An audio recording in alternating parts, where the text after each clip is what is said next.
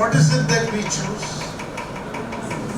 Take a medicine or take insulin and then continue that erratic behavior. So it is not easy to change behavior. And this is the biggest challenge because we have easy shortcuts. Modern medicine is providing us so many options. Ayurveda also is being used that way. If you get, only problem is Ayurvedic medicines are a little more difficult to take. So people, that is the reason why they are preferring modern medication, because you just need to swallow. It's very convenient.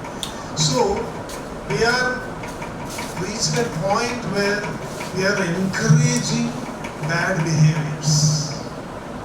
This is called medically as modifiable risk factor. A risk factor for disease is of two types. A modifiable risk factor and non-modifiable risk factor. Are you able to get this? Can anybody tell me what is a modifiable risk factor? What could be a modifiable risk factor for disease? Modifiable means you have control over it. Non-modifiable means you don't have control over it. So diseases are caused by modifiable and non-modifiable risk factors. One we have control over, the other we don't have control. So can you give some examples? Exercise is not a risk factor for disease. It is a supporting factor for health. Fast food. Eating fast food is something which is in your control. If you want, you can change it. Anything else?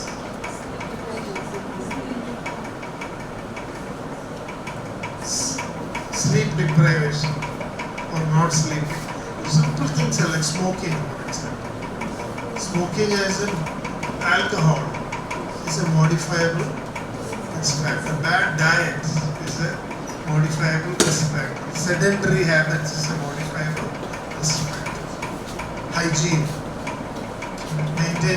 Not maintaining hygiene is a modifiable risk factor. Now, what is the lacuna in the current healthcare system is that we are absolutely not focusing on these modifiable risk factors. Even a deadly disease like cancer, which is the number 2 killer in the world.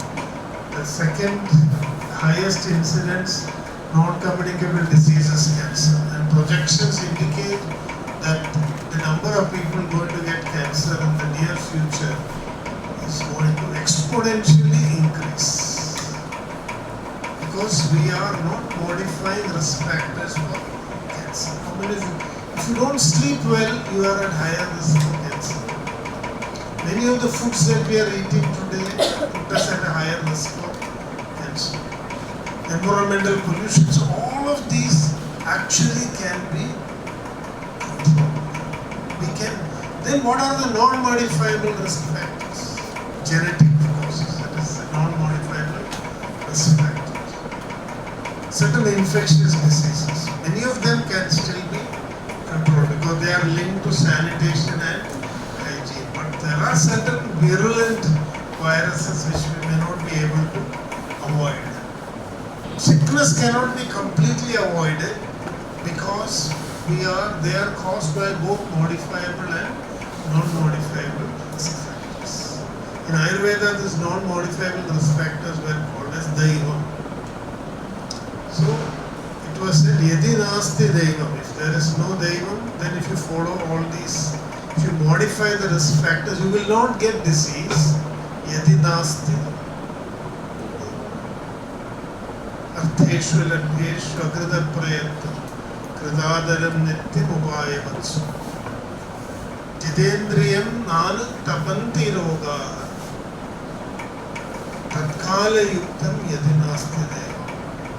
So Ayurveda is all about telling you how to modify risk factors that are determining your health and illness, and how to deal with diseases that come in spite of your. So there is no guarantee. So you may ask, this is our commonest complaint. So what happens commonly to people is they will say, whatever we do, we will get sick. This is a common statement. That sickness is attributed to some bad luck or random occurrence. So people will say he has smoked, still is no problem, I didn't smoke, I got this disease. This is a common narrative. It is because we don't see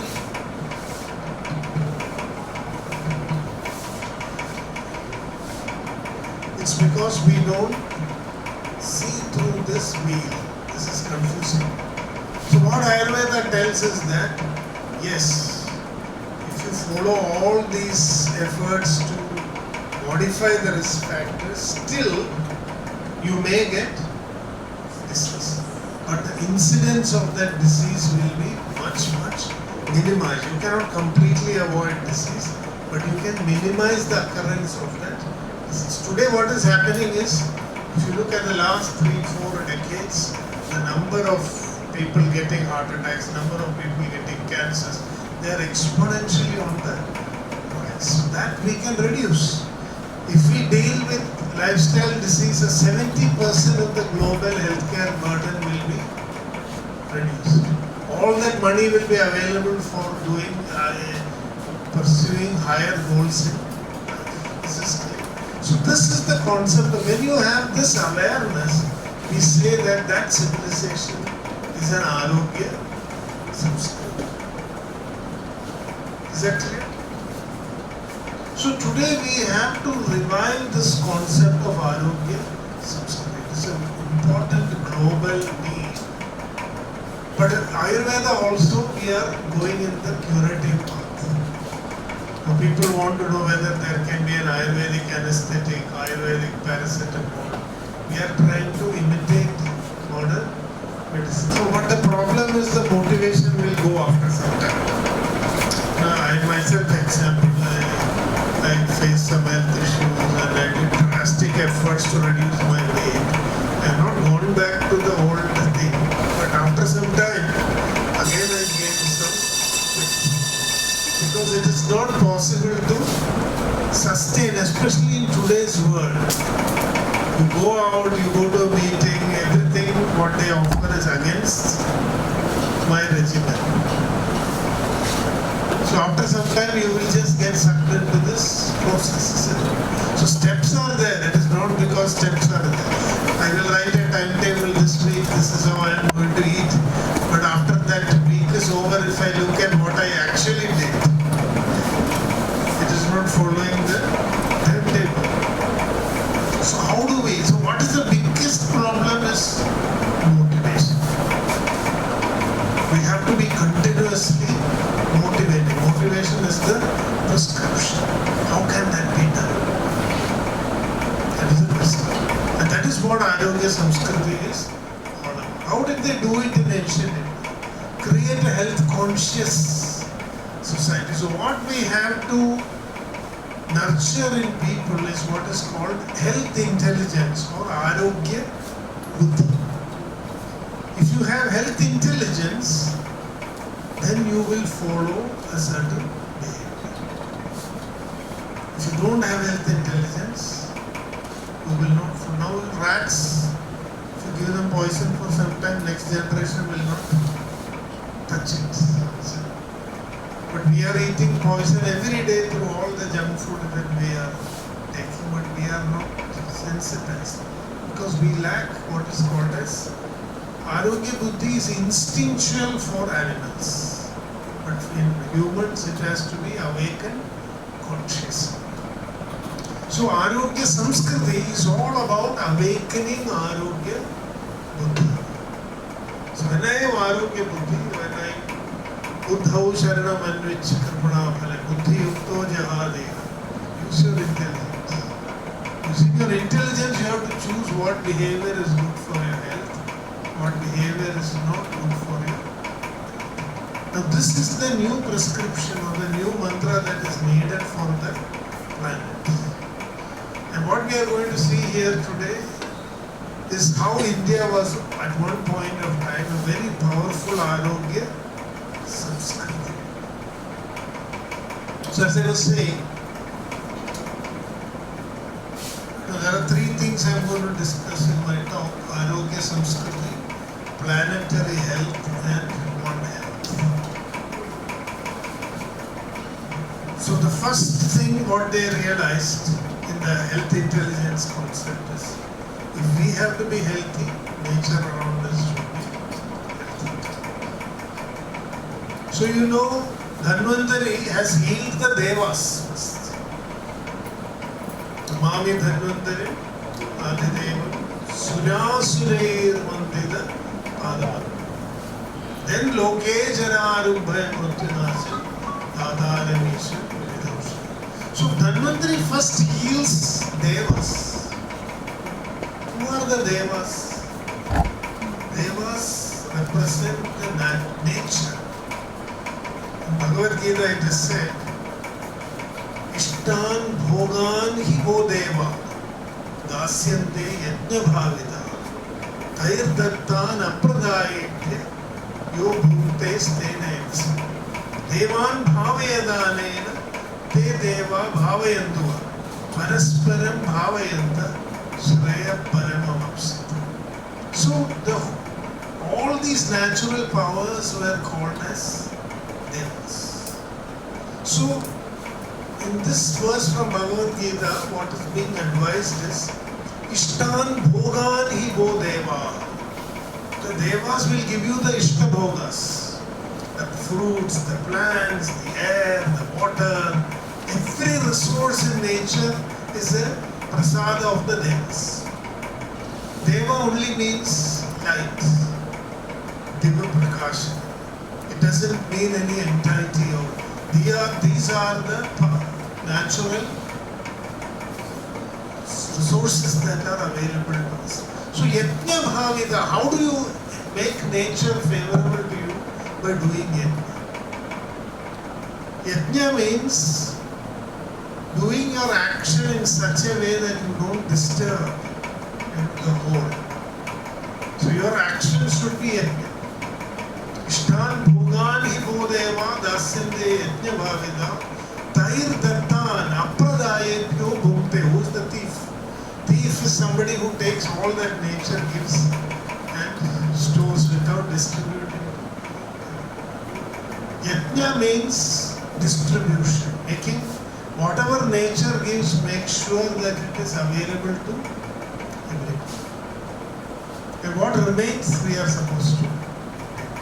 This is called Yajna Shishtam. Yajna Shishtam means the idea that whatever nature is in the air, the water, it is for everybody. Can you say, I will lock up all the air in my room and I will breathe, I will not give to anybody else? But today it is happening. Water, we have to pay for water. This is not. People are locking water and selling it for a price. There was a time when water was the most freely available resource in nature. Now it is not there.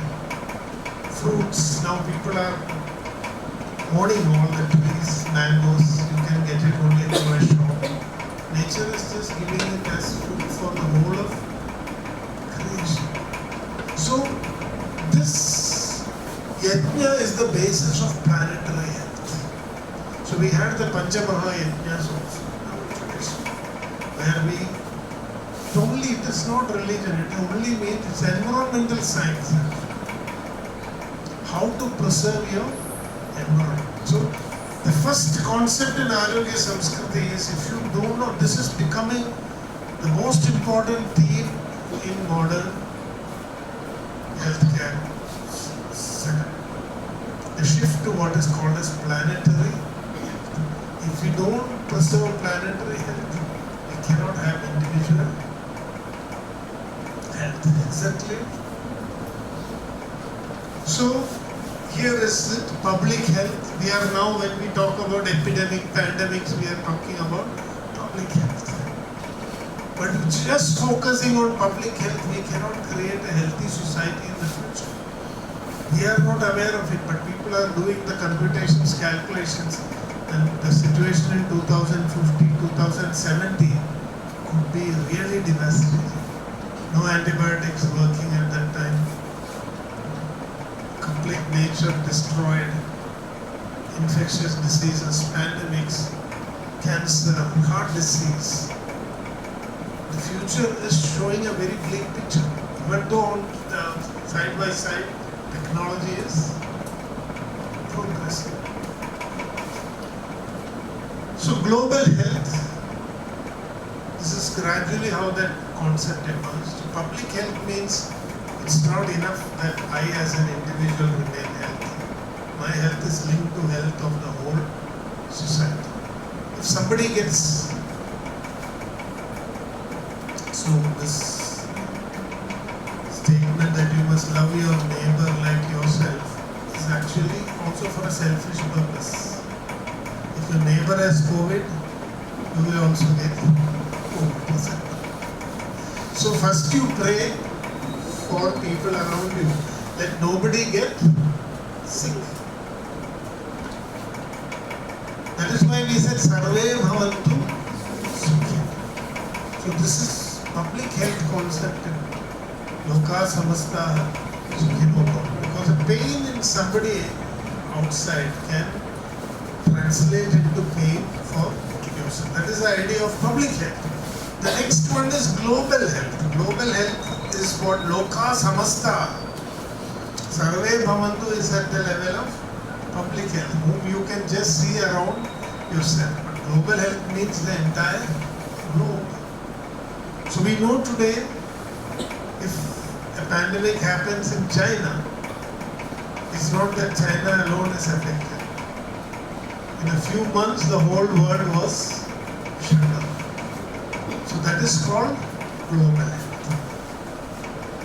So dengue, all those things are more at public health interventions. But a pandemic is at a global level. Then we have One Health. You know what is One Health? We'll explain it. One Health means environment, animals and humans. They make one country. So if many of these pandemics are jumped from animals to humans. When the environment is disturbed, the animals get disturbed. Animals get disturbed, then it will affect them. And then comes planetary health, the whole Earth's ecosystem. It has to be focused. So this is the first awareness. This is something which we have to educate people. There is no treatment here. The actual meaning of the word Vaidya is one who knows and one who teaches. The actual meaning of the word doctor is one who teaches. Medicine is all about teaching about health, not just treating diseases. That aspect is gone. Today when you have a consultation, you are not even talking to your patient. You are only writing a prescription. And if the patient asks something, you will say, shut up. Don't ask. I know everything. Just follow my instructions. The patient has so many doubts. How did this disease? The doctor has no time to explain. So, we want to call ourselves as doctors, but we have to also think about whether we are functioning as dossier means to teach. That is why if you get a PhD, you become a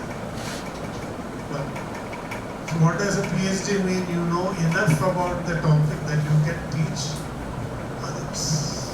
So that you have become a teacher of that subject. If you don't know enough, you cannot teach.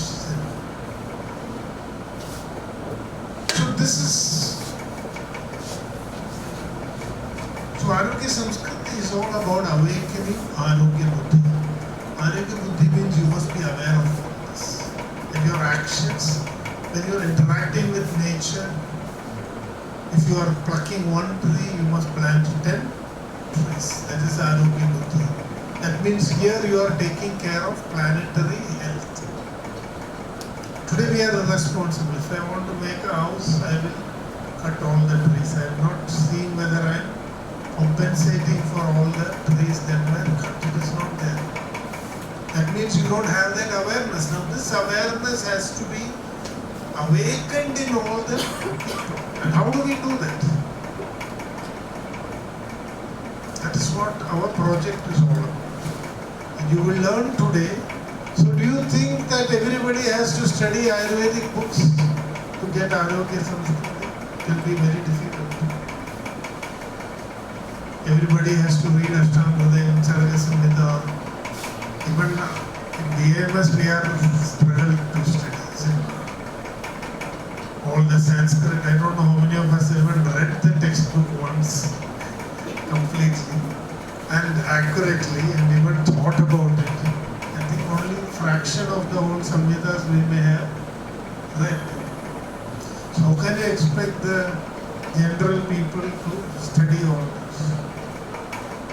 And that is where our ancient rishis, they created a system of introducing Ayurveda through all the literature. Whatever literature is there in Sanskrit, we are focusing on non-Ayurvedic Sanskrit texts, but not only Sanskrit, all languages. It was customary in those days to include health information in every literature. So people will read. In those days, reading, we did not have other ways of entertainment. Book reading was one pastime. In my younger days, we had no laptops, no mobiles. Most of us would be in our free time. One of the ways to pass time was to read books, not books. Today we don't carry physical books. And if you want to read books, but today the problem is so much of junk on the internet. Books was not so. You take a book, only that book is available in front of you. If you are on Google, you can keep jumping like a monkey from one bit of information to another. And a lot of it is absolutely not authentic. So Arogyasamskriti, that India was an Arogyasamskriti is evident from the non-health information codified in non-Ayurvedic Sanskrit literature. You take Kumara Sambhav, you will get some information about it. Kumara Sambhav is a poet. So people are being fooled. They will, anybody who tries to avoid Ayurveda, say I won't read Ayurveda, I will read Kumara Sambhav, they will still find some Ayurveda. If you go to Raghuvamsha, there is also some Ayurveda. Take Bhagavata Purana, Mahabharata. It's a nice story, but Mahabharata will also bombard you with a lot of Ayurvedic information, including statements about doshas, which you will not find even in Ayurvedic textbooks. So why did they put so much of health knowledge into the entire literature? Because they understood that it is little by little feeding in this information through as many sources. It was kind of an advertisement for Arogya Buddhi and Arogya Samskriti. So these were the Ayurveda commercials in Mahabharata, Ramayana, Kumara Sambhav, whatever you read. Like today when we see some serial in between some commercials. Or you can say sometimes smoking is injurious to health. Smoking can cause cancer. These announcements come in similar way. The entire non-Ayurvedic Sanskrit literature is full of references related to health. And we are here through a project which is funded by Ministry of Education. We are creating a database of such collections. We already got about 2000 verses, which is about 1/3 of the volume of Ashtanga. So 1/3 of Ashtanga Hridayam can be constructed, and we have covered only around 240 to 50 textbooks.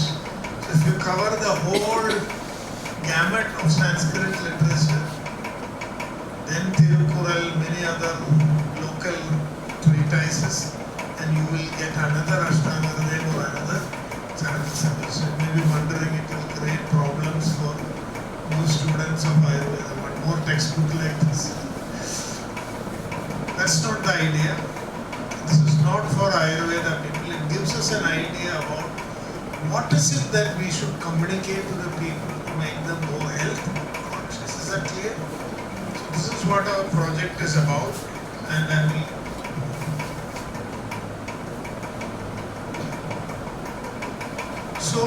Arogya, health, Samskriti, culture, civilization. I already explained this. A civilization that nurtures and promotes health at multiple levels is Arogyasamskriti.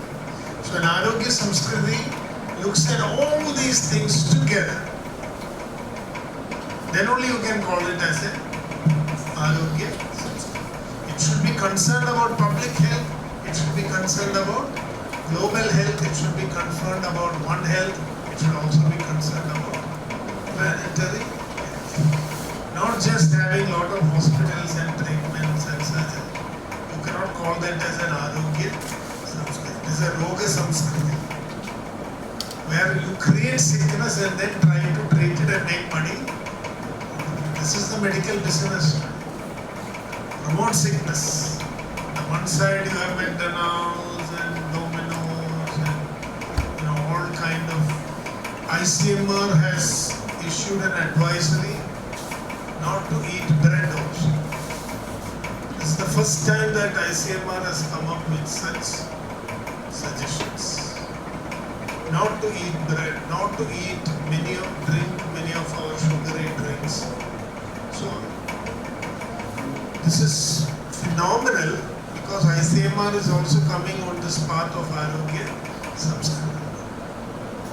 But it gives you very specific guidelines and rationale on why they are coming up with these recommendations. So Bharata was an Arogyasamskriti. Bharata is of course many people are a bit irritated when we change India back to Bharata. But word India is meaning only something geographical. It's not about changing the word back to Sanskrit. It's not at all about Sanskrit. It's about when you have a name and it has a meaning, it will be more inspiring, isn't it? It changes our culture. When you say India, people living on the other side of Sindhu Nadi, Sindh. It is from Indus that the name India came. It's an outsider's perception of people living on the other side of Indus River. But you know what the word Bharata means? Bha means light, knowledge. Rati means interest or love for knowledge. So if you use the word Bharata, then what is your vision changes? We are not people living just geographically on one side of Indus River, but we are people who are aspiring for knowledge, which is a better term, which is more inspiring. So we must tell this to people who say, why you want a Sanskrit name? Because most of our traditional names came with some meaning. It has its roots in our tradition and it can give us a different self-esteem of ourselves. We are people who rejoiced in knowledge. We gave knowledge the first priority, not any other bias or belief. That was not our criteria. If somebody says something correct, meaningful, so which means we have a commitment. If we are a Bharatiya, that means we must accept knowledge. We must accept truth. It can completely change the mindset. So you can change the name of India on emotional grounds. If you don't understand the meaning of the word Bharat, it is a very political word. It has no other purpose. Most people don't know what India means also. So for them it is just a change from English to Sanskrit. When you think in that way, you may argue, what is the point in bringing a Sanskrit name? India is, everybody has accepted it. It is well, circulating. Now changing it, everything has to change. But if you look at the meaning, the cultural rooting of that word Bharata and how it can change your perception. So I have used the term Bharata was an Arogyasamskriti. So planetary health is a recent term. As I told you, the first concept of planetary in Arogyasamskriti is planetary health. It is based on the idea that human well-being in the long term is dependent on the well-being of the earth. So in the Greek tradition, many Western traditions also have that idea. There is the idea of Gaia, the goddess. Earth as a living goddess. And that you have to respect. You know, in New Zealand, they gave person status to a river. It was big news. The river is a person. So you have to, all person rights are as an individual. Rights are given to them. Do you know which civilization first gave person status to rivers? All our rivers are having person status, but most of them are females. Which river is a male? Brahmaputra. It's a male river. Have you seen the Brahmaputra? It's a mighty, mighty river. So, we will also begin to understand many of these traditional practices in new light when you see it in the framework of planetary health. So the earth is a living system. We have to respect, we have to take care. The earth has to heal. That is why Dhanvantari first heals the earth.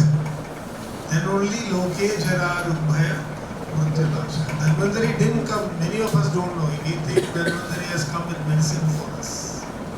Dhanvantari came with medicine for the, that is why the hala poison, it is all showing environmental disturbances. In the churning of devas and asuras, that is our life. And then there is environmental pollution. And the poison comes and Shiva heals, and after that only Dhanvantari comes. So if you look at these stories in a symbolic way, that itself is an indication of the old idea of planetary health. That is why we are bringing all the devas here. Because they have to play a big role.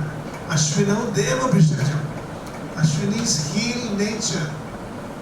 That is why we don't, there are not many temples for worshipping Ashwinis. Because Ashwinis are Deva Bhishajam. Ashwinis are the healing forces in nature.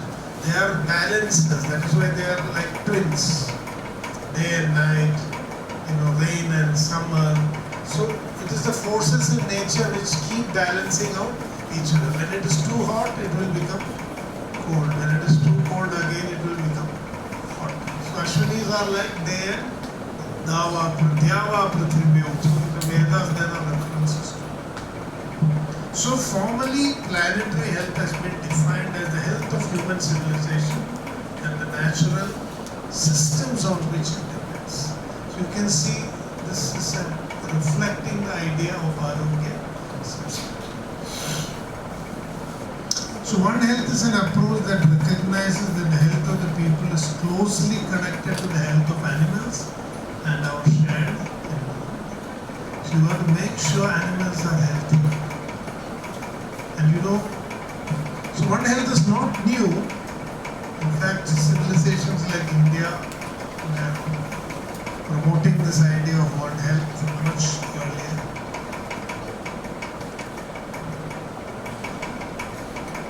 And then we come to good health and well-being. Have you heard of the Sustainable Development Goals?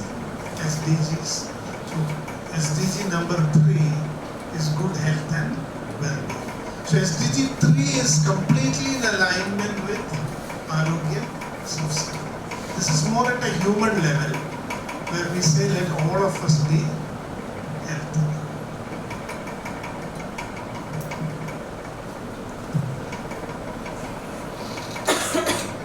So SDG 3 has 13 targets and 28 indicators to measure progress towards targets.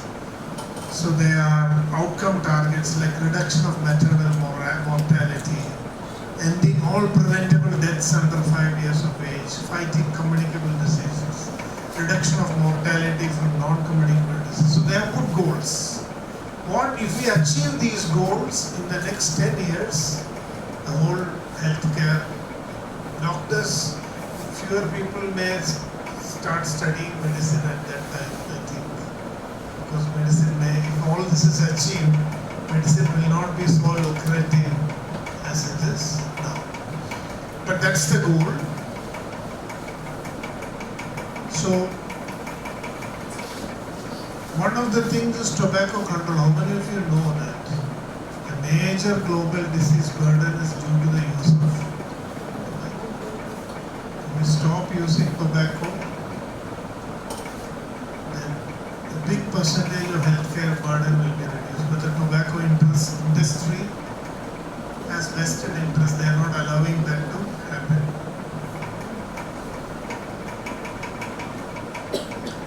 So, SDG is still forced on universal health coverage.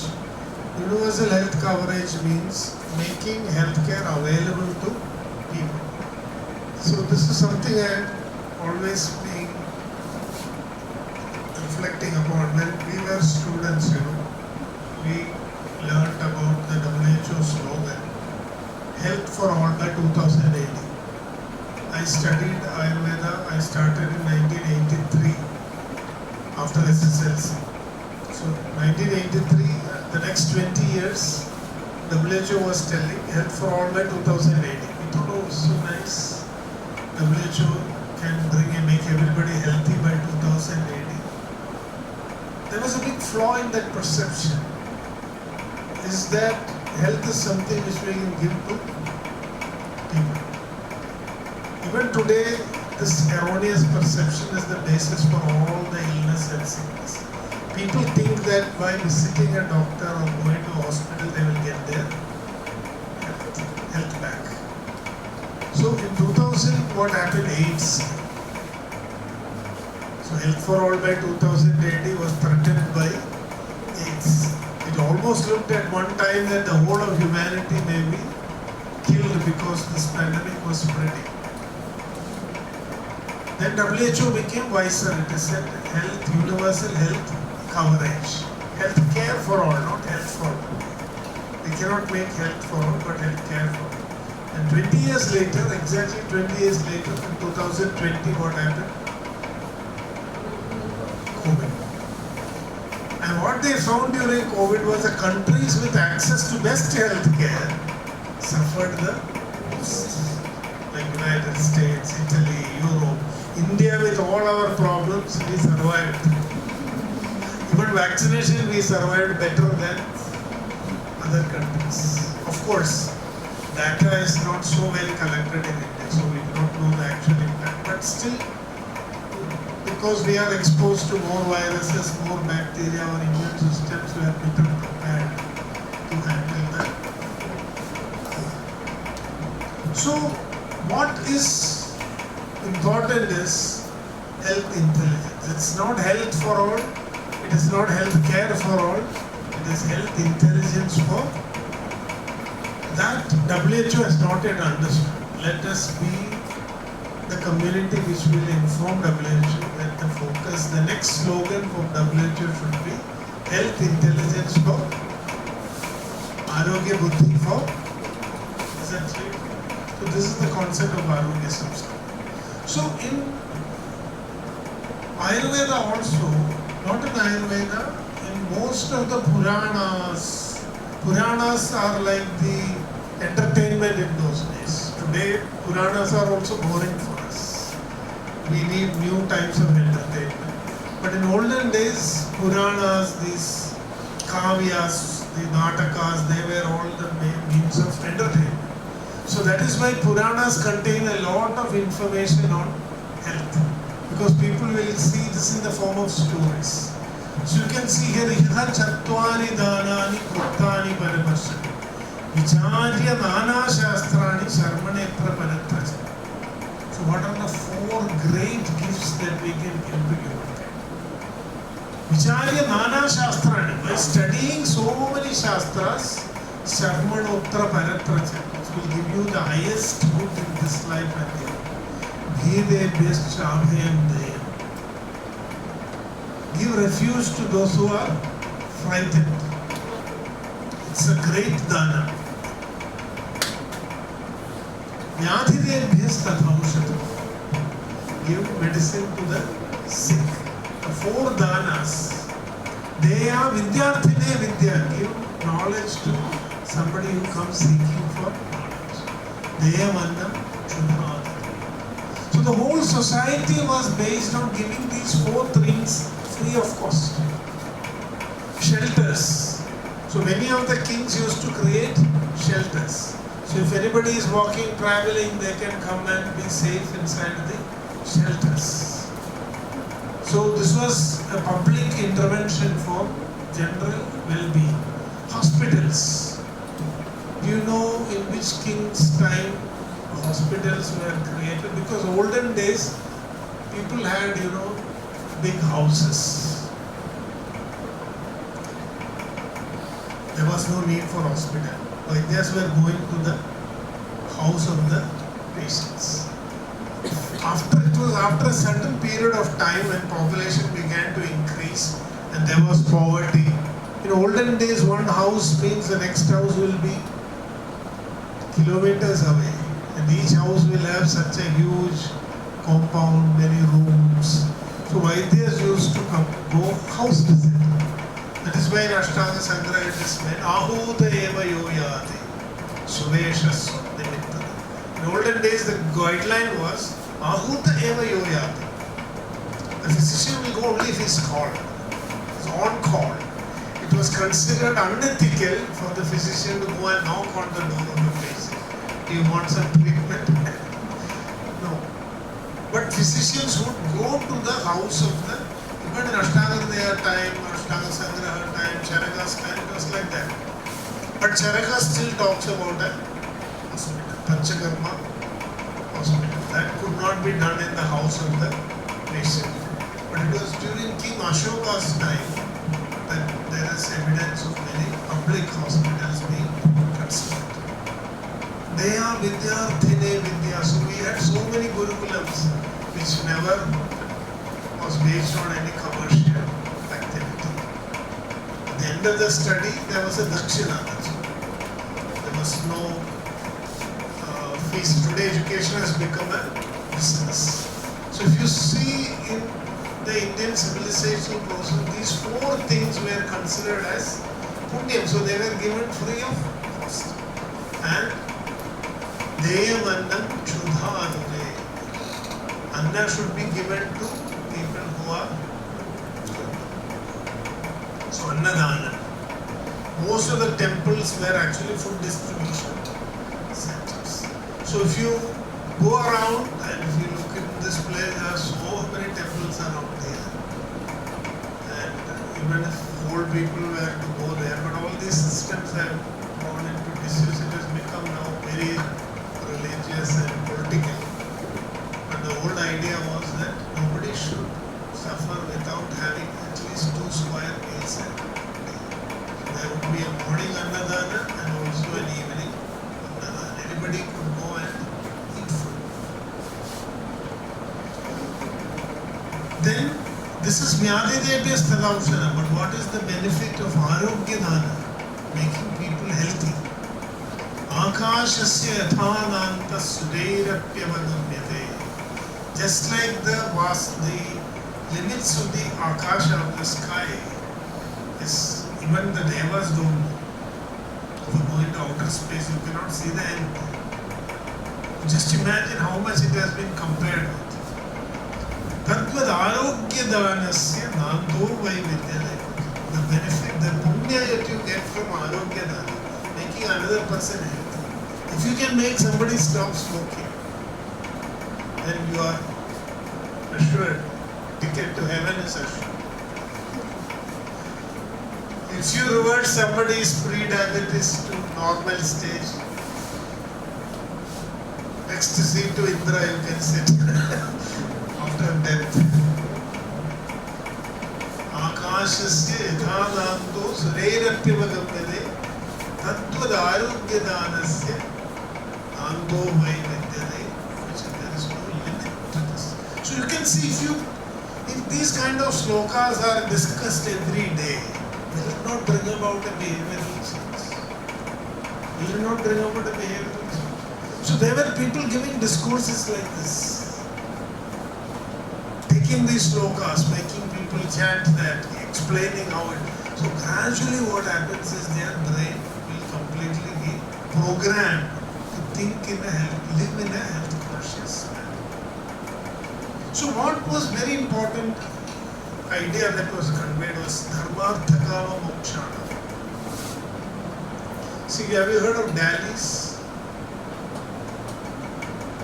Not name of any person. DALY. Disability adjusted life years.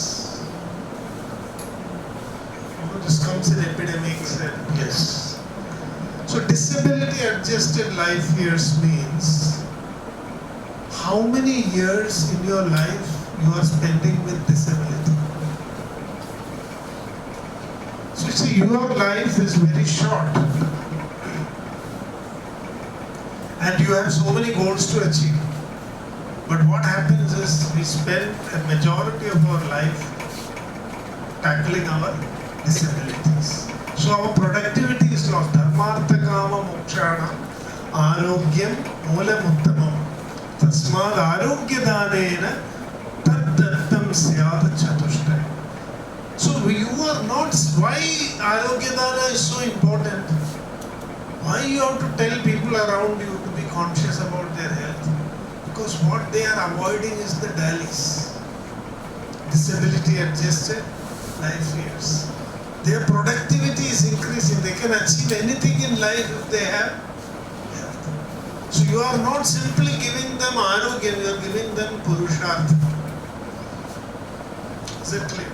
Or you are getting yourself purushartha. But I tell you, it is not easy. I don't know, even after this lecture, nobody may be so inspired.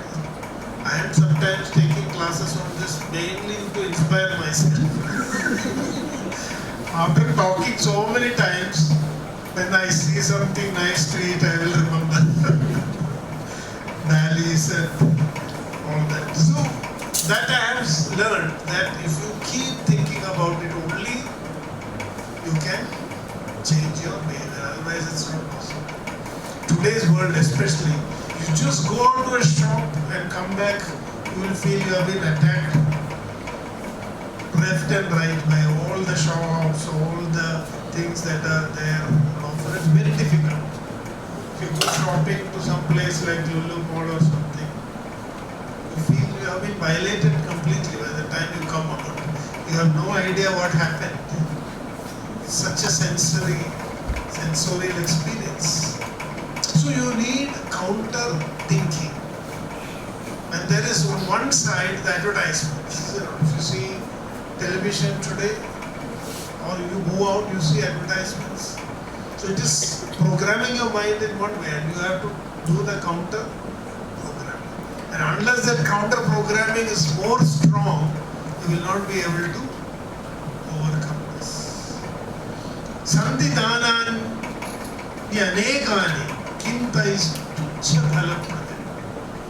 So what is the gift? See, when you are living in this world, give a gift to the world and go. We like giving gifts. They are not very expensive. Or if it's somebody who really you like, then you will give good gifts. It's very unlikely that we like the world. So we may not be interested in giving a big gift unless we get some recognition or your photo will be kept forever. Then we would like to give some gift. But life beckons us to make our life meaningful. Vidyachara samasena yam prapnoti samacharan ayur arogyam aishwaryam yasho lokamscha chashvita. Have you heard? Yes. You all teachers would have heard. Where? Sadhguru. Exactly. So Sadhguru is telling that there are 5 things that we should get in our life. And that is for that this Acharya has been advised. Vidyachara samasena yam prapnoti samacharan ayur arogyam aishwaryam yasho lokamscha shashvata. So you will get long life. Many people live long, but they don't get arogya. So they have a lifespan, but they don't have health span. So Arogyam Aishwaryam. You have Ayush and Arogyam but no money, no resources. You need Aishwaryam also. Yasha is recognition. People recognize. This is also an important need.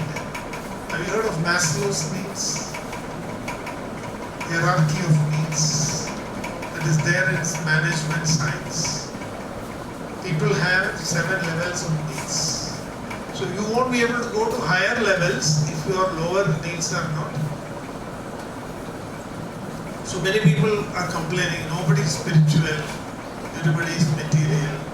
If you want people to be spiritual, you have to first take care of their lower needs.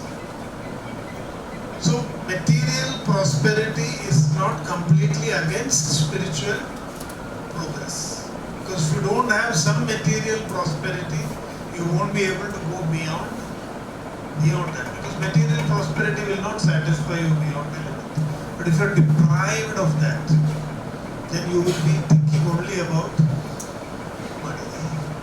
So you must get some basic needs fulfilled. That is why Ayurveda has given a 5-step formula for Lokam Shashvatam is your spiritual progress. But how it starts? First preserve your life, then create health, then create resources, then contribute to society and get recognized for them. Because why? See, Yashaha comes by contribution. If you tell contribution, nobody is interested. What will I get? So recognition you will get. Everybody wants recognition, isn't it? So many people, when they know they are going to die, they will donate a bus stop. And then their name will be there. Many people go to Rotary clubs after some stage in their life, so that they can have some pictures, photos, donating. That is Yasha. Lokam Shashvatam. So Santidani Danani Anegani Kim Tais Tuchha Bhalapade Abhidi Dana Tulyam to Paranekam Navidya. Somebody who is in distress. So here this disease is also included as a distress. As something which causes fear. So when you know that you are diagnosed with a disease, you have a fear. So if you can remove that fear. And here is Mahabharata telling the greatness of giving health for others. Ekata kratavas sarve sahasra varadachana. Do all your yagas, all religious practices, whatever, it is only on one side.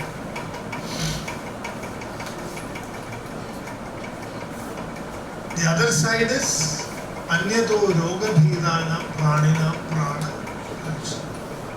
If you are practicing medicine, if you are really taking care of sick people, you don't have to do any other yagas or rituals, nothing is needed. So that, in this way, in our ancient society, health care was a privilege. People were given this knowledge of how to be healthy, and help was provided when they became sick so that they could come back to a healthy existence. And with that healthy existence, people were encouraged to pursue the higher goals of life. So this is Arogyasamskriti. This is a busy slide. Anyway, I won't be able to explain it. This is just a chart. I will show you another chart also. This is the classification of Sanskrit literature. Into Kavyas, Paravidya, Veda, Itihasa, Purana. Because just to show the complexity, this slide is presented. This comes into multiple categories, subcategories. So it's quite vast. Now what we have seen is that these are the categories of Sanskrit literature which has information on health. They are non-Ayurvedic.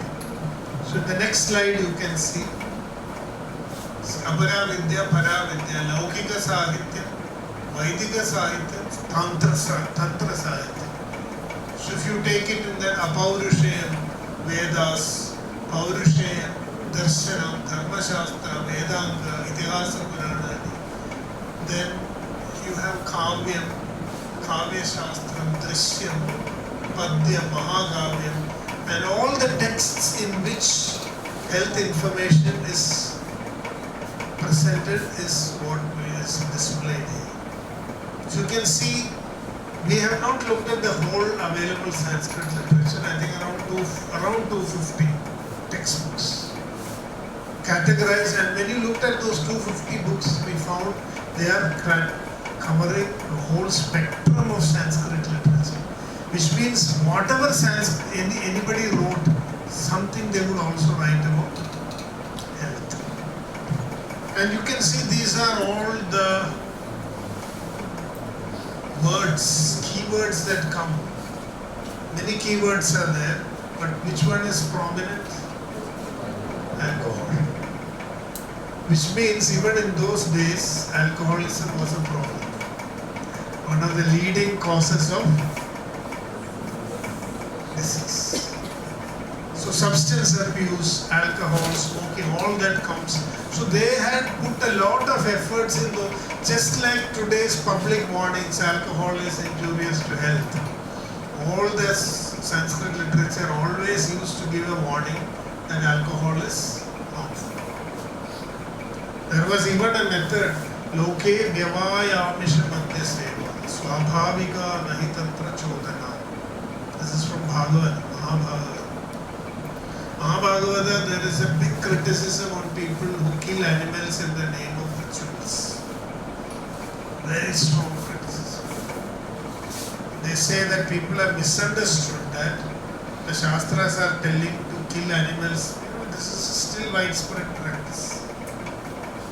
See, what is actually meant by the Shastra is to kill your own animal tendencies. There are animals inside you. So, in some crude societies, too, people couldn't understand it. So, they actually killed the animals. That is one reason. So, Mahishasura is an asura which is inside is like our bad personality. So, when we awaken a higher divine consciousness in our own being, it can happen only when we kill our own Mahishasura. So all the devas are sitting on some animals, which means they have conquered the animal tendency. So, three things: Vivaha, Yajna, Suragraha. So indulging in sexual activity is also a human weakness, and it leads to immoral. So that is how the system of marriage was created. Yajna, the idea was, if you have to if you want to eat meat, do it only through yajna. So there is no need that you should do yajna. If you want to eat meat, then you do it in a ritualistic way. You have to seek permission, seek the pardon of the animal, do compensatory rites, then kill the animal and eat it. You cannot just go and kill it like that. In those days, even when you pluck a plant, you had to go and pray and ask permission. But this was misunderstood, and people started, in the name of yajna, killing animals. Today, even now in some North Indian temples, in Kolkata there is a Kali temple, in Kamakhya, in Guwahati there is a temple where still it is killed, and in many other places also, hens are killed. All these things are there. So, what I meant to say was, you can hear there is a lot of health education provided. So today in our discussion we are going to deal with Arogyasamskriti, and there will be 4 topics. At least if these 4 topics are introduced into society, we are hoping that we will be able to bring about behavioral changes and create a more health conscious civilization. So one is planetary health, then mental and spiritual health. Because if you don't have mental and spiritual health, you will not be able to change your lifestyle or your diet. That is why upavasas are all made religious. If you simply ask you to stop eating for a day, you won't even have the motivation. If you make it religious, then you will do it. That is why on Ekadashi, all these, every religion it is like that. It has been made, fasting has been made into a religious activity. So that is why mental and spiritual health, Dr. Shyam will talk about mental and spiritual health. And I will, the remaining time, give you an overview of planetary health. Then we have diet and lifestyle. Actually, here diet has come first, lifestyle comes first.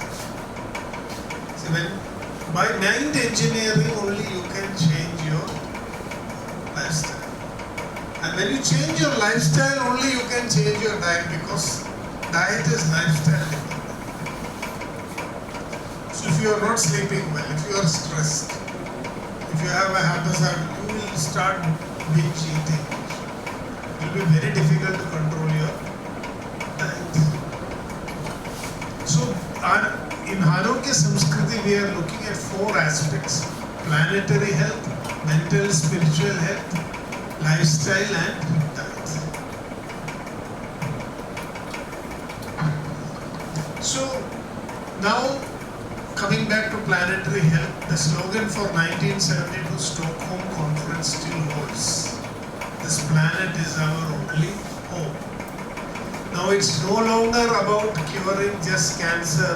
The house is on fire. You can see already changes in climate. Many people are asking what is global warming. We are still getting rains. But if you look at the nature of rains, in May we had a flood-like situation. This has never happened before. Even in the last 2-3 years, it was in July, August towards when the rains peaked that we had. But you know, in May we are having only pre-monsoon rains, and already. And can you also feel after the rain goes, it is very humid also. The heat is still there. So here is just a second. So this idea of the earth, this you can see in a lot of Sanskrit literature. If you study some of this, Vishnu Patni, Mahim Devi, Madhavi, Madhava Priya, Lakshmi, Priya Sakhim Devi, Namam Achyuta Vallabha, Om Dhanurdharaye Vidmahe Sarva Siddhe Chadhimahi, Tanno Dhara Prachodayat. Tanno, you have heard that Prachodayat in which mantra? What is that sentence? Dhiyo Yona Prachodayat. So Dhara, Tanno Dhara Prachodayat. So we are talking about earth giving us it. The earth is not there. See, our Kumarasambhava begins with a beautiful verse by Kalidasa. Astyuttarasyam dishi devadatma. See, in Ayurveda, to get that Ayurvedic flavor, we have to read some Sanskrit, some Mahakavyas. Everything is interlinked. So it is like a drone image. I was fascinated at that time when we were studying Kumarasambhava, there was no drone. It was not possible so easily to take an aerial view. Now we have aerial views, everybody can play with drones. So at a time when looking at aerial view was a matter of imagination, Kalidasa describes in Raghuvamsha the sights seen by Rama and Sita in the Pushpaka Vimana. And many people have been surprised to see how accurate it is. I mean, it cannot be just imagination. It's almost like they are at an elevated level and viewing things down. So, Astyuttarasyam Disdevadatma, Himalayo Nama Nagadhiraj, Purvavaro Varinidhi Vagahya, Sthita Prithivya Ivamanadata. So, this idea of earth, Anantaratna Prabhavasyasya, Himamna Saubhagya Vilobijada, Eko hi dosho Gunasannipate, Nimajjadhinto Kiraneshvimaka. So Kalidasa is presenting to you Mother Earth in all its beauty. And so today we are not even aware of Earth. We are seeing only some concrete buildings and we think this is the world we are living. Put some air conditioner and we are okay. We are not. We are absolutely unaware of the Earth as a whole. Astyuttarasya Dishi Devadatma Himalayo Namanagathira. Purvabharishu is telling how on two sides the oceans are there. He is describing India as it is seen from an aerial view. Anantaratna Prabhavasya, he is saying this, don't look at the snow and be confused. Himalaya is not just snow. Himamna Saubhagya Vilopilyananda. Because of that snow, the glory of Himalayas is not reduced in any way. So he's talking about, because what he's saying is that Himalaya is the source of bountiful riches. In fact, even today, the most powerful medicinal plants of Ayurveda is from the Himalayan range. You know that in Ayurvedic textbooks, Vindhya and Himalaya both are considered as sources. Which is considered superior? Himalaya. So this idea about connecting to the earth is an underlying theme in all our practices. So through integrating environmental dimension, religious, cultural communities, everybody can come together. See, all the world's great religions have at some point or the other worked on this theme. And by putting it more into a spiritual, neutral understanding. Because in those days, religion means when people are not understanding properly, we have to make them do certain things. But when you understand, you go beyond religion and become more spiritual. That's what the world needs today. Religions were needed at some point of time. Today, we can come out of that religious mold and become more spiritual. When you understand that, we will know that, there is a convergence between all the religions in principle, and we can discover a higher spirituality. And that higher spirituality is what is being rediscovered today to the concept of one earth, one health, planetary health and all. There is Bhumi Suktam.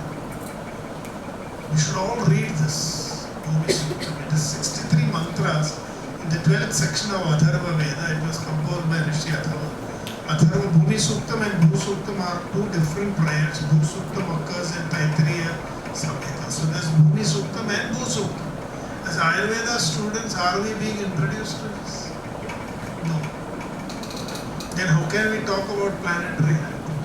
Bhumi Suktam is devoted to Mother Goddess Earth. This is the first hymn in Vedic literature that considers Earth as Mother and the worshipper as the child of Mother Earth. So this is a beautiful illustration.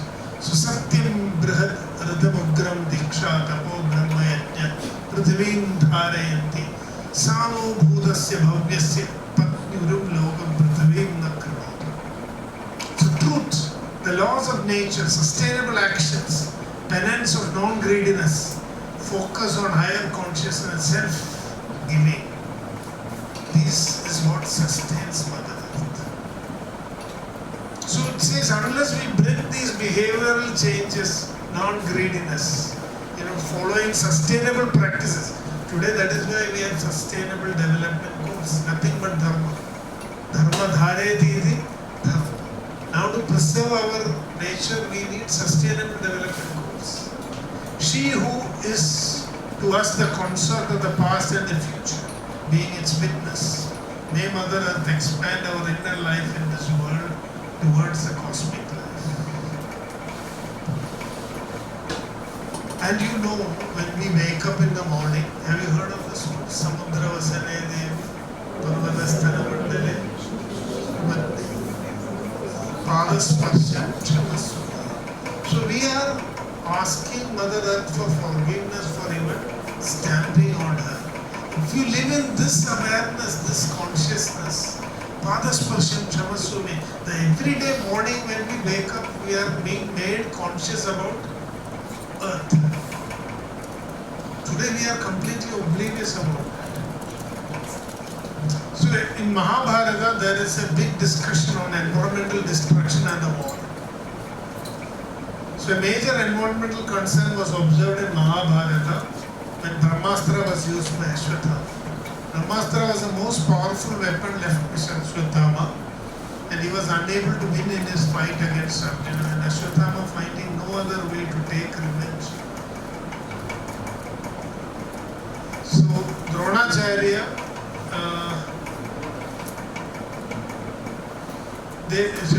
Ashwatthama wanted to use this Brahmastra and he was going to use it. So this is like chemotherapy. It will kill the cancer and also all the cells in the body. So there was a heavenly warning in the sky that if he throws this Brahmastra, it will not only kill Arjuna but all the living creatures also. So before throwing the Brahmastra, you should think again and again. So when Mahabharata, using war, weapons, everything, they had the idea of environmental protection. This is a big discussion in the Mahabharata. How war and weapons used in war can lead to environmental destruction. It's almost like nuclear holocaust. After nuclear war, what will happen to nature?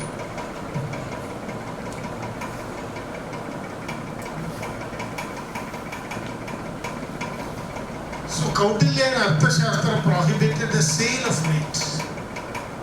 See, the old idea was if you want to eat meat, hunt and eat. Because that is the law of the jungle. You can hunt. You can also be hunted. So either you become meat or you get meat.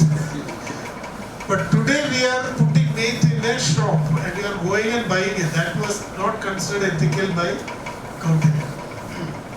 So slaughtering was restricted those days. So you cannot have slaughterhouses. You cannot take animals, feed them like your. Once you feed an animal, it becomes your family. Then you cannot go and kill it. If you want to kill an animal, go to the forest. That is how hunting was.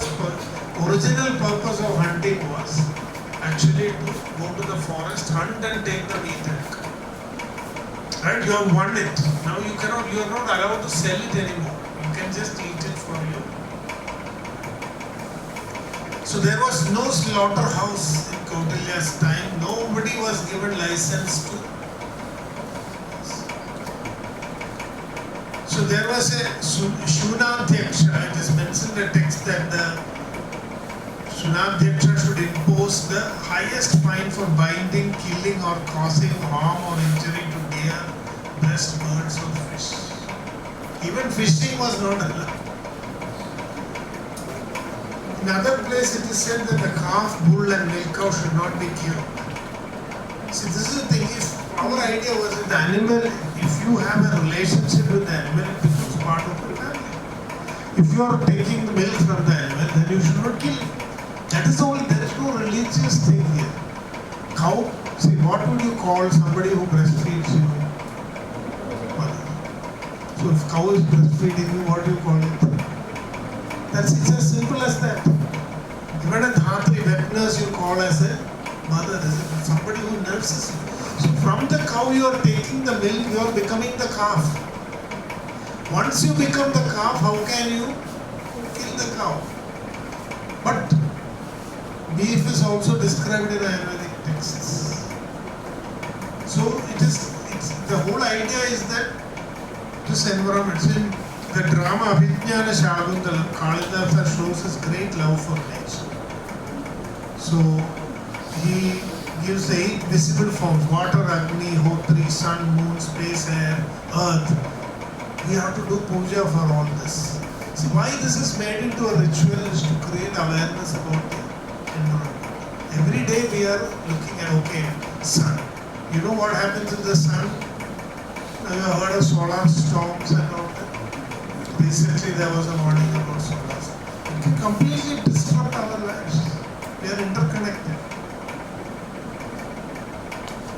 See,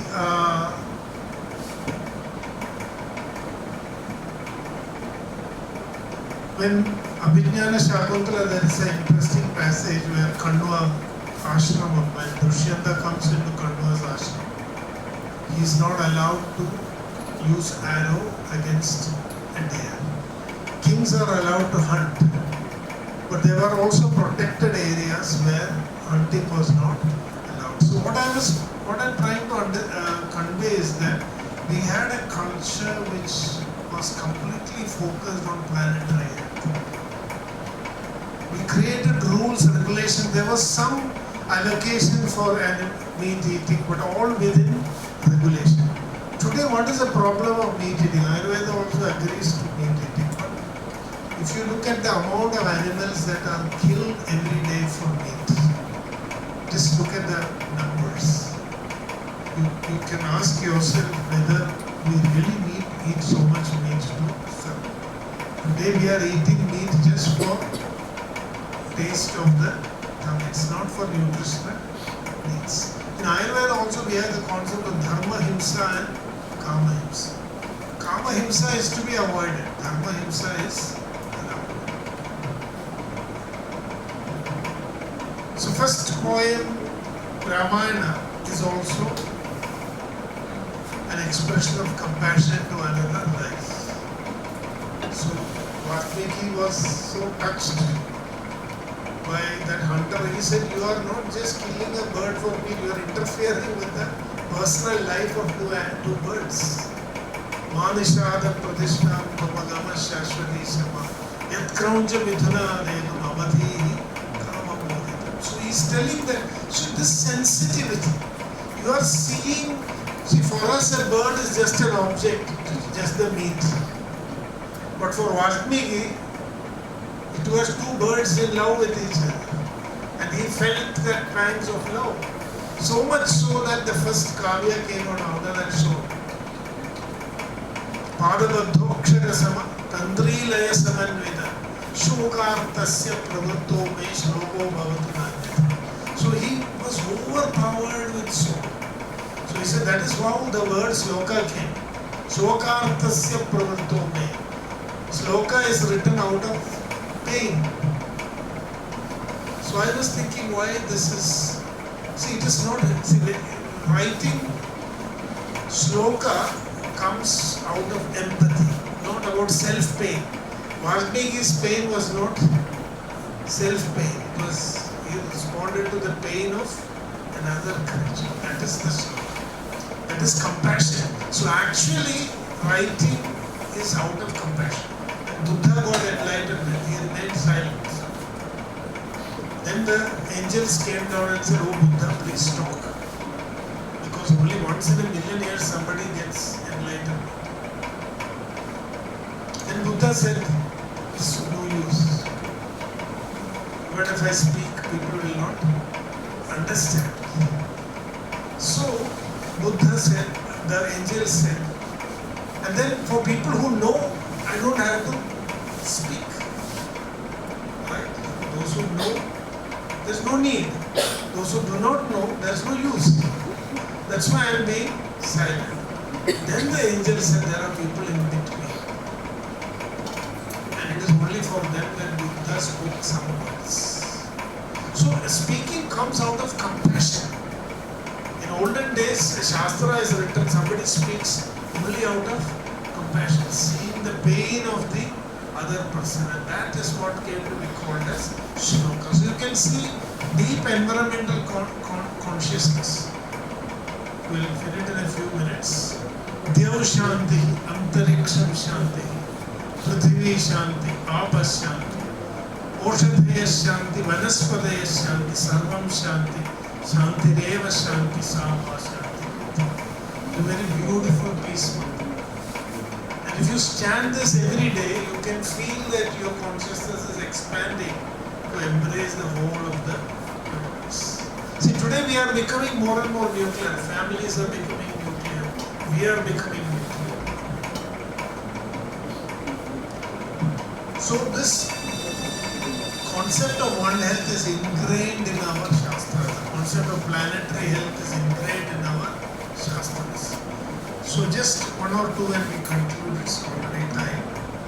Have you heard of this Shanti Mantra Tachamyoravrineemahe Gadum Yajnaya Gadum Yajnamade Devi Swastirastuna Swastir Manushebhya Urdhvam Jigadu Bheshatyam Swastir Sham no Astu Dvipade Sham Chatushpade Om Shanti. This is the beginning of Purusha Sukta. Purusha Suktam is a Vedic mantra which looks at the whole universe as one Purusha having thousands of heads. It is one organism. So in this verse it is said, Tachamyoravrineemahe Gadum Yajnaya Gadum Yajnaya. So the whole life is a yajna, right, where we are balancing our offering. So Devi Swastirastuna. First thing is the environmental health should be there. Devi Swasti. Let there be Devi Swasti. Swastir Manushebhya. Without Devi Swasti, there is no Swasti for Manushas. So these are some of the oldest sources of ideas of One Health, Planetary Health, which is now becoming an emerging approach towards healthcare. So Urdhvam Jigadu Bheshatyam, let the plants grow and flourish. Today, one of the biggest challenges for Ayurveda is we are not getting good quality herbs. All of them are poison, contaminated, of poor quality, and that is why our medicines are also not good. Sham no astu dvipade, two-legged creatures, sham chatushpade, four-legged creatures. So you can see this prayer is a very beautiful representation of the idea of planetary health, one health, one earth. So this is just a glimpse, I will stop here, just a glimpse of the concept of Arogyasamskriti. How this change in behavior we have to bring about in society by awakening Arogya, Buddhi, and how the entire Sanskrit literature, not just Ayurveda. Why, as Ayurveda students, we must also look at this background Sanskrit literature. But then the bigger picture of Ayurveda is understood. Because today we are looking at Ayurveda as purely a medicalized version. But Ayurveda came out of this